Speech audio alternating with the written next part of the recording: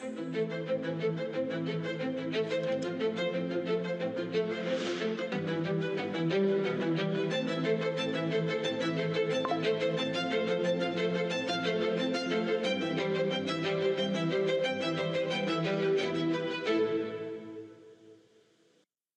प्यारे देशवासियों, नमस्कार। मन की बात में आप सबका स्वागत है। पूरे देश में इस समय त्योहारों का उल्लास है। हम सब ने कुछ दिन पहले दीपावली मनाई है और अभी बड़ी संख्या में लोग छठ पूजा में व्यस्त हैं। घरों में ठेकुआ बनाया जा रहा है, जगह जगह घाट सज रहे हैं, बाजारों में रौनक है। हर तरफ श्रद्धा, अपनापन और परंपरा का संगम दिख रहा है। छठ का व्रत रखने वाली महिलाएं जिस समर्पण और निष्ठा से इस पर्व की तैयारी करती हैं, वो अपने आप में बहुत प्रेरणादायक है। साथियों, छठ का महापर्व संस्कृति, प्रकृति और समाज के बीच की गहरी एकता का प्रतिबिंब है। छठ के घाटों पर समाज का हर वर्ग एक साथ खड़ा होता है। ये दृश्य भारत की सामाजिक एकता का सबसे सुंदर उदाहरण है। आप देश और दुनिया के किसी भी कोने में हो, यदि मौका मिले तो छठ उत्सव में जरूर हिस्सा लें। एक अनोखे अनुभव को खुद महसूस करें। मैं छठी मैया को नमन करता हूं। सभी देशवासियों को, विशेषकर बिहार, झारखंड और पूर्वांचल के लोगों को छठ महापर्व की शुभकामनाएं देता हूं। साथियों, त्योहारों के इस अवसर पर मैंने आप सभी के नाम एक पत्र लिखकर अपनी भावनाएं साझा की थी। मैंने चिट्ठी में देश की उन उपलब्धियों के बारे में बताया था जिससे इस बार त्योहारों की रौनक पहले से ज्यादा हो गई है। मेरी चिट्ठी के जवाब में मुझे देश के अनेक नागरिकों ने अपने संदेश भेजे हैं। वाकई ऑपरेशन सिंदूर ने हर भारतीय को गर्व से भर दिया है। इस बार उन इलाकों में भी खुशियां के दीप जलाए गए जहां कभी माओवादी आतंक का अंधेरा छाया रहता था। लोग उस माओवादी आतंक का जड़ से खात्मा चाहते हैं, जिसने उनके बच्चों का भविष्य संकट में डाल दिया था। जीएसटी बचत उत्सव को लेकर भी लोगों में बहुत उत्साह है। इस बार त्योहारों में एक और सुखद बात देखने को मिली। बाजारों में स्वदेशी सामानों की खरीदारी जबरदस्त तरीके से बढ़ी है। लोगों ने मुझे जो संदेश भेजे हैं, उसमें बताया है कि इस बार उन्होंने किन स्वदेशी चीजों की खरीदारी की है। साथियों, मैंने अपने पत्र में खाने के तेल में 10% की कमी करने का भी आग्रह किया था। इस पर भी लोगों ने बहुत सकारात्मक रुख दिखाया है। साथियों, स्वच्छता और स्वच्छता के प्रयास, इस पर भी मुझे ढेर सारे संदेश मिले हैं। मैं आपसे देश के अलग अलग शहरों की ऐसी गाथाएं साझा करना चाहता हूं जो बहुत प्रेरणादायक है। छत्तीसगढ़ के अंबिकापुर में शहर से प्लास्टिक कचरा साफ करने के लिए एक अनोखी पहल की गई है। अंबिकापुर में गार्बेज कैफे चलाए जा रहे हैं। ये ऐसे कैफे हैं जहां प्लास्टिक कचरा लेकर जाने पर भरपेट खाना खिलाया जाता है। अगर कोई व्यक्ति 1 किलो प्लास्टिक लेकर जाए, उसे दोपहर या रात का खाना मिलता है, और कोई आधा किलो प्लास्टिक ले जाए तो नाश्ता मिल जाता है। ये कैफे अंबिकापुर म्युनिसिपल कॉरपोरेशन चलाता है। साथियों, इसी तरह का कमाल बेंगलुरु में इंजीनियर कपिल शर्मा जी ने किया है। बेंगलुरु को झीलों का शहर कहा जाता है और कपिल जी ने यहाँ झीलों को नया जीवन देने का अभियान शुरू किया है। कपिल जी की टीम ने बेंगलुरु और आसपास के इलाकों में 40 कुओं और 6 झीलों को फिर से जिंदा कर दिया है।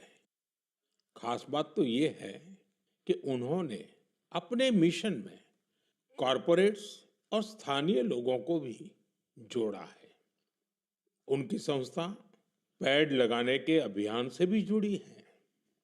साथियों, अंबिकापुर और बेंगलुरु ये प्रेरक उदाहरण बताते हैं कि जब ठान लिया जाए तो बदलाव भी आकर के ही रहता है। साथियों, बदलाव के एक और प्रयास का उदाहरण मैं आपसे साझा करना चाहता हूं। आप सब जानते हैं, जैसे पहाड़ों पर और मैदानी इलाकों में जंगल होते हैं, ये जंगल मिट्टी को बांधे रहते हैं। कुछ वैसी ही अहमियत समंदर के किनारे मैंग्रोव की होती है। मैंग्रोव समुद्र के खारे पानी और दलदली जमीन में उगते हैं और समुद्री इकोसिस्टम का एक अहम हिस्सा होते हैं। सुनामी या साइक्लोन जैसी आपदा आने पर ये मैंग्रोव बहुत मददगार साबित होते हैं। साथियों, गुजरात के वन विभाग ने मैंग्रोव के इस महत्व को समझते हुए खास मुहिम चलाई हुई है। 5 साल पहले वन विभाग की टीमों ने अहमदाबाद के नजदीक धौलेरा में मैंग्रोव लगाने का काम शुरू किया था और आज धौलेरा तट पर 3,500 हेक्टेयर में मैंग्रोव फैल चुके हैं। इन मैंग्रोव का असर आज पूरे क्षेत्र में देखने को मिल रहा है। वहां की इकोसिस्टम में डॉल्फिन्स की संख्या बढ़ गई है। केकड़े और दूसरे जलीय जीव भी पहले से ज्यादा हो गए हैं। यही नहीं, अब यहाँ प्रवासी पक्षी भी काफी संख्या में आ रहे हैं। इससे वहां के पर्यावरण पर अच्छा प्रभाव तो पड़ा ही है, धौलेरा के मछली पालकों को भी फायदा हो रहा है। साथियों, धौलेरा के अलावा गुजरात के कच्छ में भी इन दिनों मैंग्रोव प्लांटेशन बहुत जोरों पर हो रहा है। वहां कोरी क्रीक में मैंग्रोव लर्निंग सेंटर भी बनाया गया है। साथियों, पेड़ पौधों की, वृक्षों की यही तो खासियत होती है। जगह चाहे कोई भी हो, वो हर जीव मात्र की बेहतरी के लिए काम आते हैं। इसलिए तो हमारे ग्रंथों में कहा गया है, धन्या महिरुहा येभ्यो निराशाम यान्ति नार्थिनः। अर्थात वो वृक्ष और वनस्पतियां धन्य है जो किसी को भी निराश नहीं करते। हमें भी चाहिए, हम जिस भी इलाके में रहते हैं, पेड़ अवश्य लगाएं। एक पेड़ मां के नाम के अभियान को हमें और आगे बढ़ाना है। मेरे प्यारे देशवासियों, क्या आप जानते हैं कि मन की बात में हम जिन विषयों पर चर्चा करते हैं, उनमें मेरे लिए सबसे संतोष की बात क्या होगी? तो मैं इस बारे में यही कहूंगा कि मन की बात में हम जिन विषयों की चर्चा करते हैं, उनसे लोगों को समाज के लिए कुछ अच्छा, कुछ इनोवेटिव करने की प्रेरणा मिलती है। इससे हमारी संस्कृति, हमारे देश के कई पहलू उभर कर सामने आते हैं। साथियों, आप में से बहुतों को याद होगा, करीब 5 वर्ष पहले मैंने इस कार्यक्रम में भारतीय नस्ल के श्वान यानी डॉग्स की चर्चा की थी। मैंने देशवासियों के साथ ही अपने सुरक्षा बलों से आग्रह किया था कि वे भारतीय नस्ल के डॉग्स को अपनाएं, क्योंकि वो हमारे परिवेश और परिस्थितियों के अनुरूप ज्यादा आसानी से ढल जाते हैं।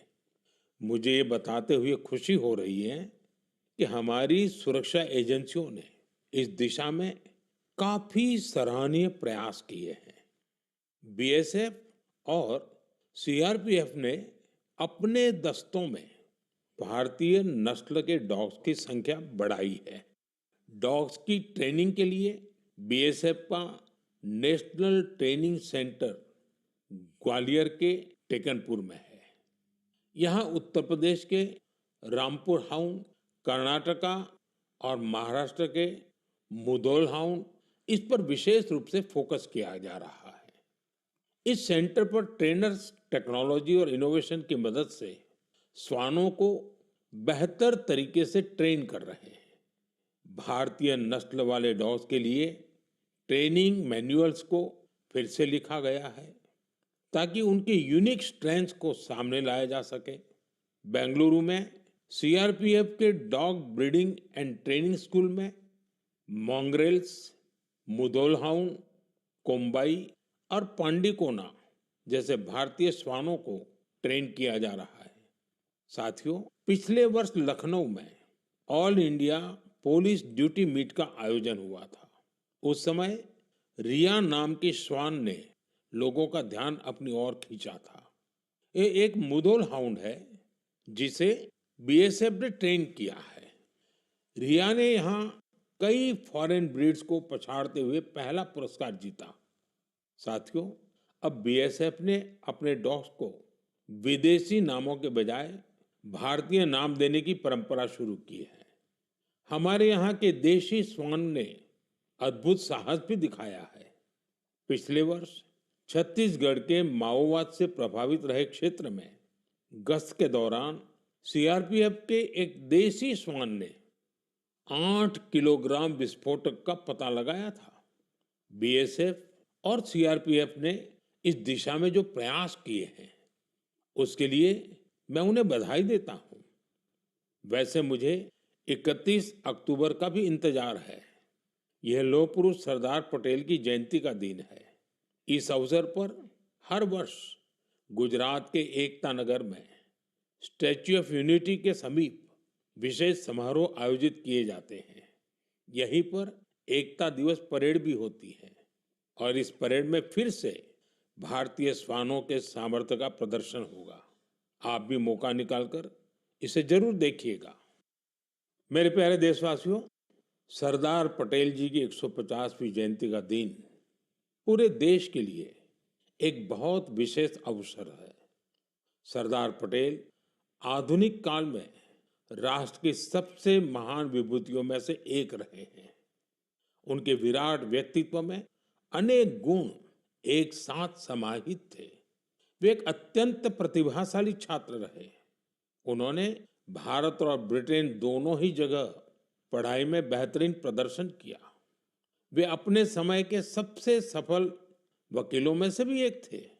वो वकालत में और नाम कमा सकते थे, लेकिन गांधी जी से प्रेरित होकर उन्होंने खुद को स्वतंत्रता आंदोलन में पूरी तरह समर्पित कर दिया। खेड़ा सत्याग्रह से लेकर बोरसद सत्याग्रह तक अनेक आंदोलनों में उनके योगदान को आज भी याद किया जाता है। अहमदाबाद म्युनिसिपैलिटी के प्रमुख के रूप में उनका कार्यकाल भी ऐतिहासिक रहा था। उन्होंने स्वच्छता और सुशासन को सर्वोच्च प्राथमिकता दी। उप प्रधानमंत्री और गृह मंत्री के रूप में उनके योगदान के लिए हम सभी सदैव उनके ऋणी रहेंगे। साथियों, सरदार पटेल ने भारत के ब्यूरोक्रेटिक फ्रेमवर्क की एक मजबूत नींव भी रखी। देश की एकता और अखंडता के लिए उन्होंने अद्वितीय प्रयास किए। मेरा आप सबसे आग्रह है, 31 अक्टूबर को सरदार साहब की जयंती देश भर में होने वाली रन फॉर यूनिटी में आप भी जरूर शामिल हो, और अकेले नहीं, सबको साथ लेकर के शामिल हो। एक प्रकार से युवा चेतना का ये अवसर बनना चाहिए। एकता की दौड़ एकता को मजबूती देगी। ये उस महान विभूति के प्रति हमारी सच्ची श्रद्धांजलि है जिन्होंने भारत को एकता के सूत्र में पिरोया था। मेरे प्यारे देशवासियों, चाय के साथ मेरा जुड़ाव तो आप सभी जानते ही हैं, लेकिन आज मैंने सोचा कि मन की बात में क्यों ना कॉफी पर चर्चा की जाए। आपको याद होगा बीते साल हमने मन की बात में अराकू कॉफी पर बात की थी। कुछ समय पहले ओडिशा के कई लोगों ने मुझसे कोरापुट कॉफी को लेकर भी अपनी भावनाएं साझा की। उन्होंने मुझे पत्र लिखकर कहा कि मन की बात में कोरापुट कॉफी पर भी चर्चा हो। साथियों, मुझे बताया गया है कि कोरापुट कॉफी का स्वाद गजब होता है। और इतना ही नहीं, स्वाद तो स्वाद, कॉफी की खेती भी लोगों को फायदा पहुंचा रही है। कोरापुट में कुछ लोग ऐसे भी हैं जो अपने पैशन की वजह से कॉफी की खेती कर रहे हैं। कॉरपोरेट वर्ल्ड में अच्छी खासी नौकरी करते थे, लेकिन वो कॉफी को इतना पसंद करते हैं कि इस फील्ड में आ गए और अब सफलता से इसमें काम कर रहे हैं। ऐसी कई महिलाएं भी हैं जिनके जीवन में कॉफी से सुखद बदलाव हुआ है। कॉफी से उन्हें सम्मान और समृद्धि दोनों हासिल हुई है। सच ही कहा गया है, कोरापुट कॉफी अत्यंत सुस्वादु, यहाँ ओडिशारा गौरव। साथियों, दुनिया भर में भारत की कॉफी बहुत लोकप्रिय हो रही है। चाहे कर्नाटका में चिकमंगलूर, कुर्ग और हासन हो, तमिलनाडु में पुलनी, शेवरॉय, नीलगिरी और अन्नामलाई के इलाके हो, कर्नाटका तमिलनाडु सीमा पर बिलिगिरी क्षेत्र हो, या फिर केरला में वायनाड, त्रावणकोर और मालाबार के इलाके, भारत की कॉफी की डाइवर्सिटी देखते ही बनती है। मुझे बताया गया है कि हमारा नॉर्थ ईस्ट भी कॉफी कल्टीवेशन में आगे बढ़ रहा है। इससे भारतीय कॉफी की पहचान दुनिया भर में और मजबूत हो रही है। तभी तो कॉफी को पसंद करने वाले कहते हैं, India's coffee is coffee at its finest. It is brood in India and loved by the world. मेरे प्यारे देशवासियों, अब मन की बात में एक ऐसे विषय की बात जो हम सबके दिलों के बेहद करीब है। ये विषय है हमारे राष्ट्रगीत का। भारत का राष्ट्रगीत यानी वंदे मातरम। एक ऐसा गीत जिसका पहला शब्द ही हमारे हृदय में भावनाओं का उफान ला देता है। वंदे मातरम, इस एक शब्द में कितने ही भाव है, कितनी ऊर्जाएं हैं। सहज भाव में ये हमें मां भारती के वात्सल्य का अनुभव कराता है।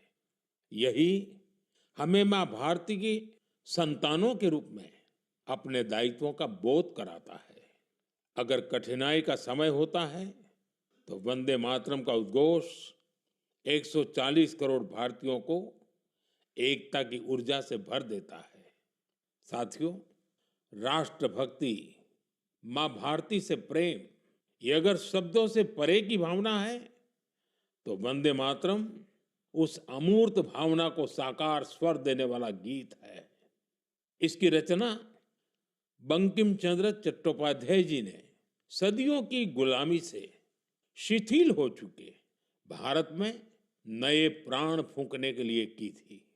वंदे मातरम भले ही 19वीं शताब्दी में लिखा गया था, लेकिन इसकी भावना भारत की हजारों वर्ष पुरानी अमर चेतना से जुड़ी थी। वेदों ने जिस भाव को माता भूमि पुत्रो अहम पृथिव्याः कहकर भारतीय सभ्यता की नींव रखी थी, बंकिम चंद्र जी ने वंदे मातरम लिखकर मातृभूमि और उसकी संतानों के उसी रिश्ते को भाव विश्व में एक मंत्र के रूप में बांध दिया था। साथियों, आप सोच रहे होंगे कि मैं अचानक से वंदे मातरम की इतनी बातें क्यों कर रहा हूं।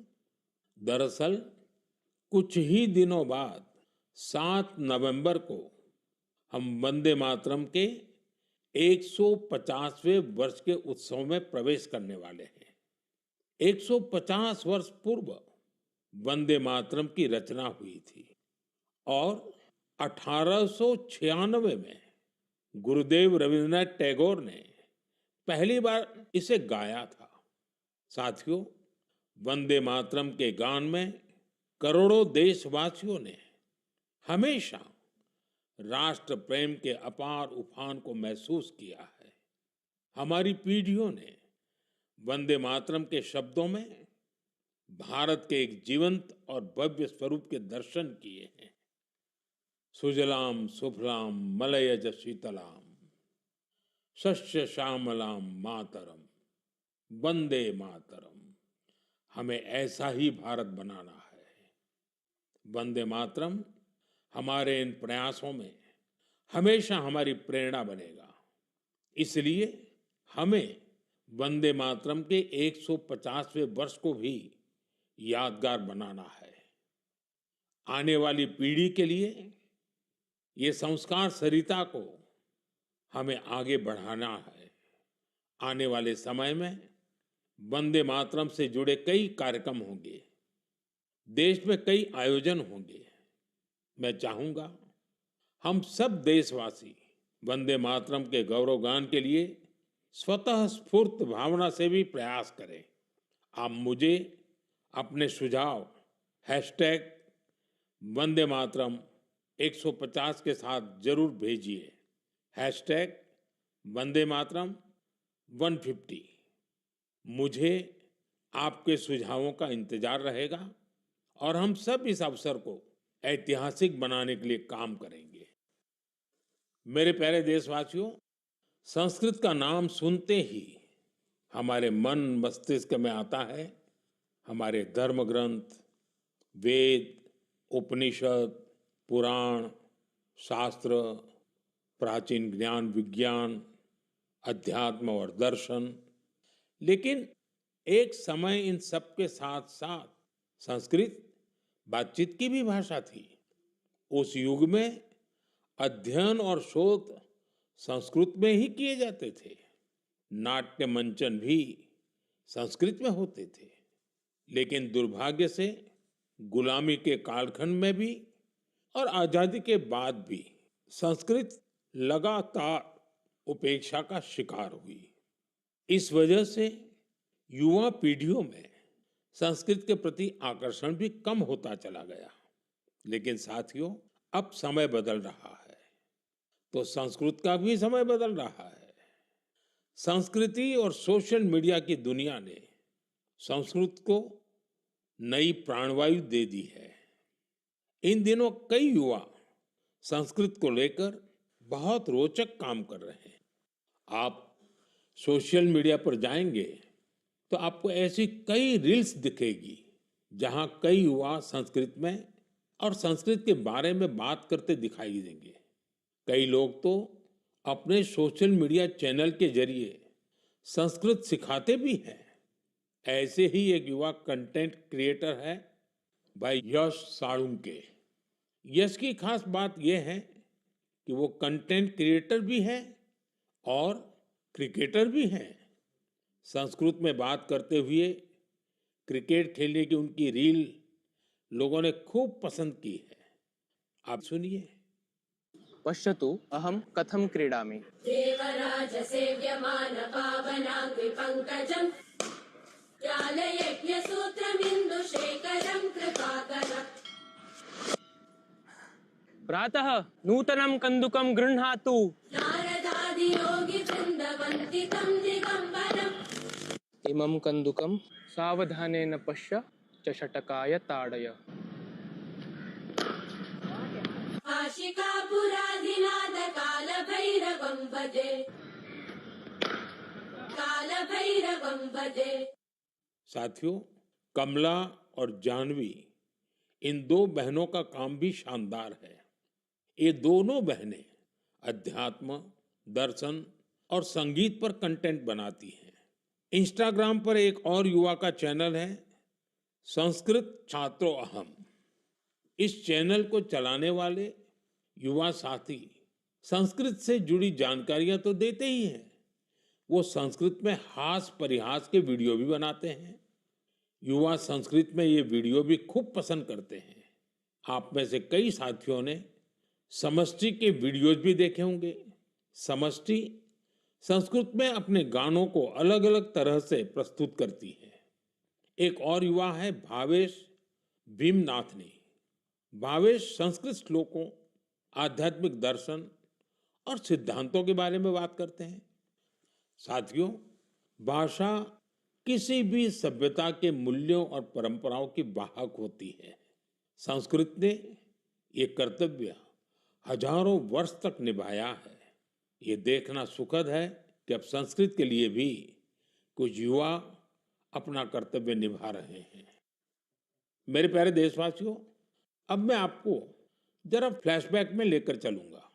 आप कल्पना करिए, 20वीं सदी का शुरुआती कालखंड। तब दूर दूर तक आजादी की कहीं कोई उम्मीद नजर नहीं आ रही थी।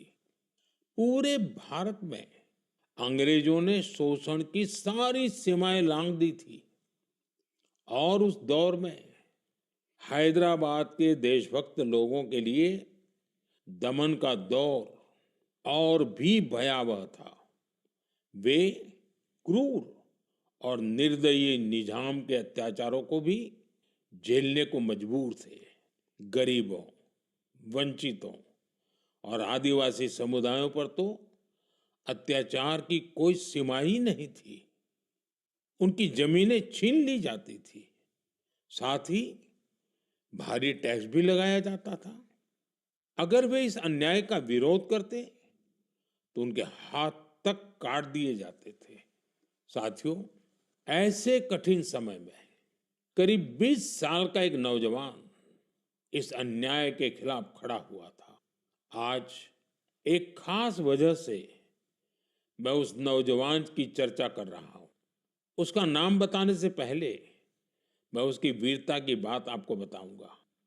साथियों, उस दौर में जब निजाम के खिलाफ एक शब्द बोलना भी गुनाह था, उस नौजवान ने सिद्दीकी नाम के निजाम के एक अधिकारी को खुली चुनौती दे दी थी। निजाम ने सिद्दीकी को किसानों की फसलें जब्त करने के लिए भेजा था, लेकिन अत्याचार के खिलाफ इस संघर्ष में उस नौजवान ने सिद्दीकी को मौत के घाट उतार दिया। वो गिरफ्तारी से बच निकलने में भी कामयाब रहा। निजाम की अत्याचारी पुलिस से बचते हुए वो नौजवान वहां से सैकड़ों किलोमीटर दूर असम जा पहुंचा।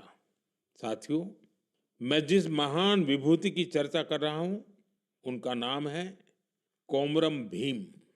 अभी 22 अक्टूबर को ही उनकी जन्म जयंती मनाई है। कोमरम भीम की आयु बहुत लंबी नहीं रही।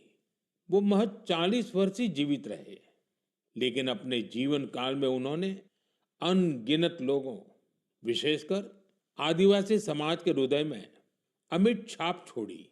उन्होंने निजाम के खिलाफ संघर्ष कर रहे लोगों में नई ताकत भरी। वे अपने रणनीतिक कौशल के लिए भी जाने जाते थे।